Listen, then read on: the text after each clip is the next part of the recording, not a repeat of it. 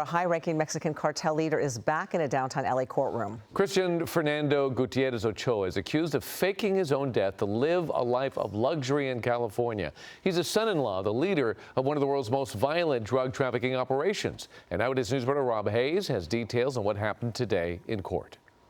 From drug trafficking in Mexico to a cushy life in Riverside, and now a Southern California jail cell.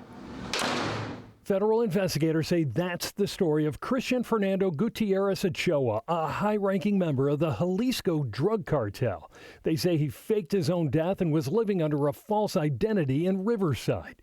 Gutierrez Ochoa back in federal court today in downtown L.A. after the U.S. Drug Enforcement Administration tracked him and his wife down.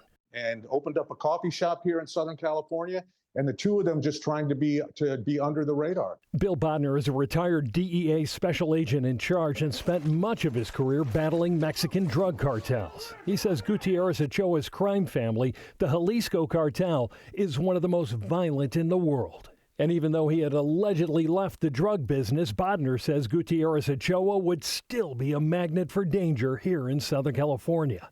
I don't think that he did leave the drug business. I'm sure he was still involved. There is always the possibility that a rival drug organization will locate him, will find out where he is, and will try to extract revenge on him here in the United States. And that does put our citizens at risk. Federal investigators are still trying to hunt down the man they say was Gutierrez Ochoa's boss, Nemesio Cervantes, who's known as El Mencho.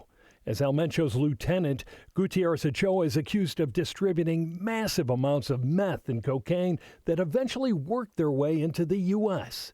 He had moved, I think the allegation is 40 tons of drugs within Mexico. In court today, federal prosecutors say investigators found more than $2 million in cash as well as a ghost gun in Gutierrez Ochoa's Riverside home.